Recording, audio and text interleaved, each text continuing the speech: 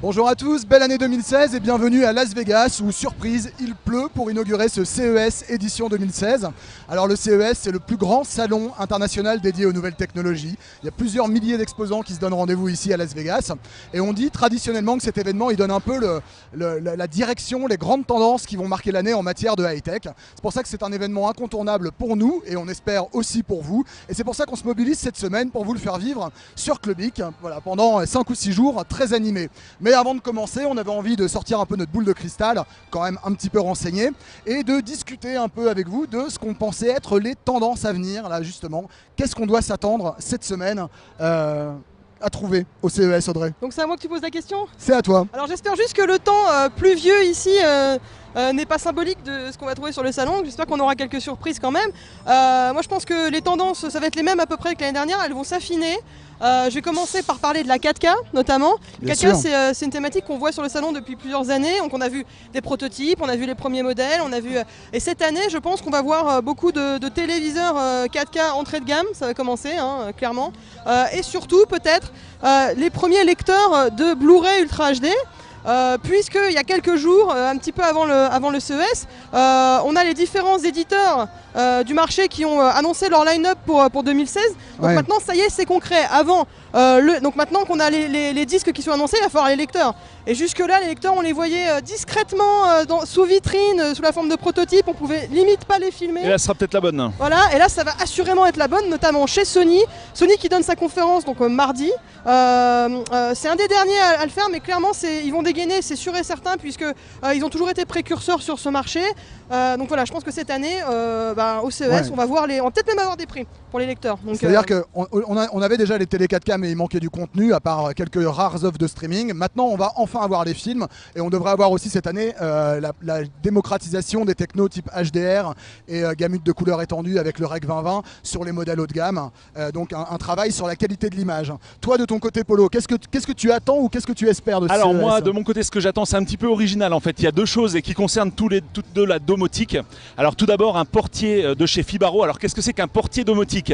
Eh bien, c'est un appareil que tu branches sur ton portail en fait chez toi, ou ta porte d'entrée de ta résidence principale, de ta maison. Et il y a une petite caméra à l'intérieur. Et en gros, quand un livreur vient ou n'importe qui vient chez toi et qui sonne, ça peut sonner sur ton téléphone mobile.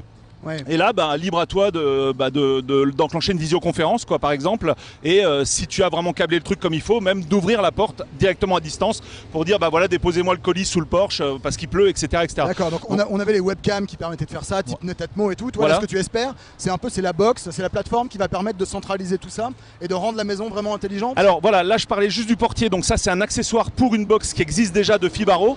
Et par contre, au niveau des box domotiques, il y a une nouvelle qui devrait être montrée, mais cette fois du côté de Zipato, un autre acteur du marché assez important, et donc là j'attends de voir ce que ça va apporter par rapport à la précédente, quoi. Ah, toi t'es pas du tout dans les tendances en fait, t'as déjà fait ton marché. Ah je pense que c'est quand même une forme de tendance, quoi, la domotique, ou alors au moins une tendance en devenir. On voit les passionnés. Bon, en tout cas, ce qui est sûr, c'est que ça sera certainement une tendance, au moins d'un point de vue industriel, puisqu'il y a déjà des mouvements de fond, notamment chez Samsung et chez LG, qui eux aussi évidemment veulent devenir un peu le hub de la maison connectée, et donc il y a un véritable enjeu industriel. Ouais. Donc on aura des annonces probablement assez structurantes, et puis on aura toutes les startups et toutes ces petites boîtes qui évidemment rêvent de percer dans cet univers-là. Y compris du côté des FAI, puisque Orange, la Livebox, il y a des Livebox compatibles Z-Wave, donc qui te permettent d'associer ce genre d'accessoires, quoi. Donc tout type de détecteur et ce fameux portier qui va peut-être bientôt arriver. Tout à fait, tout le monde rêve à la maison connectée. Audrey, est-ce qu'on va retrouver la même chose dans l'univers de la santé et du bien-être, qui est une tendance qu'on suit depuis plusieurs années déjà? Moi j'aimerais bien qu'il y ait des écosystèmes concrets, très larges, annoncés en matière de mesures de soi, comme il y en a pour la domotique depuis quelques temps déjà. Honnêtement, je ne sais pas trop ce qui nous attend sur ce marché.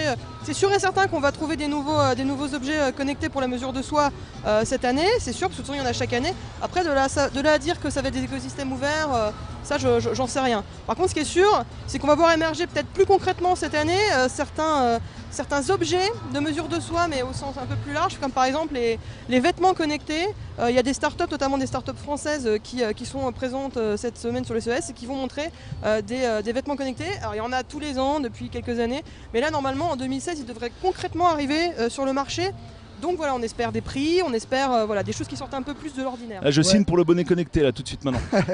En tout cas, on espère surtout qu'il y a des objets qui vont trouver de véritables débouchés, parce que c'est vrai que depuis plusieurs années, on voit il y a plein de startups de l'univers hardware qui viennent présenter des appareils connectés au CES. Il y en a beaucoup qui sont très insolites, très amusants quand on les découvre, mais dont on se demande s'ils ont un réel intérêt. Soyons honnêtes. Et là, effectivement, vu que tout cet environnement, toute cette émulation se traduit par des lancements commerciaux en 2016, en tout cas c'est ce qu'on attend. Donc on verra quelles seront les vraies réussites dans tout ça. Et on aura, je crois, 190 startups françaises, principalement dans l'univers du hardware, à suivre cette semaine. Il y en avait 160 l'année dernière, donc ça ne va qu'en augmentant. Voilà, encore plus l'excellence française représentée sous le label French Tech, qui fait l'objet de beaucoup de marketing en ce moment. Est-ce qu'on a des choses à attendre du côté de la réalité virtuelle aussi? Alors oui, évidemment, la réalité virtuelle, question est rhétorique. Ça va être une des tendances claires et nettes de 2016. Il n'y a même pas besoin du CES en fait pour le dire. Après, on sait Oculus a lancé les précommandes de l'Oculus VR lundi. En version finale cette fois, enfin. Finale, voilà. Donc le timing, il est évident quoi. Enfin, Oculus va être présent au CES, il lance ça aujourd'hui. Donc le message c'est on a des choses à vous montrer au CES. Reste à savoir si nous, on pourra aller les voir, parce que chez Oculus c'est toujours un petit peu compliqué.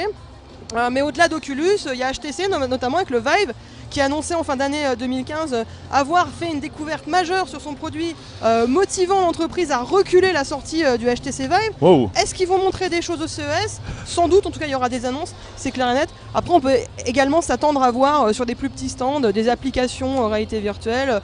Bon, les jeux ça sera plus pour le 3 je pense, mais voilà, des accessoires aussi, des manettes, des contrôleurs dédiés à ça. Donc je pense qu'effectivement on va peut-être pas voir forcément des nouveaux casques, parce que c'est vrai que déjà moi j'ai l'impression que le marché il y en a vraiment, il y en a énormément déjà. Mais maintenant il va y avoir toute la problématique autour de l'écosystème réalité virtuelle, et le CES je pense va être l'occasion de découvrir de nouveaux produits. Voilà. Ouais, en matière de contrôle notamment, il y a effectivement des rumeurs comme quoi quelques périphériques un peu innovants pourraient être montrés, et si 2016 doit être l'année effectivement où la réalité virtuelle démarre, il va falloir que l'écosystème se mette en place, et ce sera intéressant à suivre. Après, est-ce que ce sera un vrai carton commercial?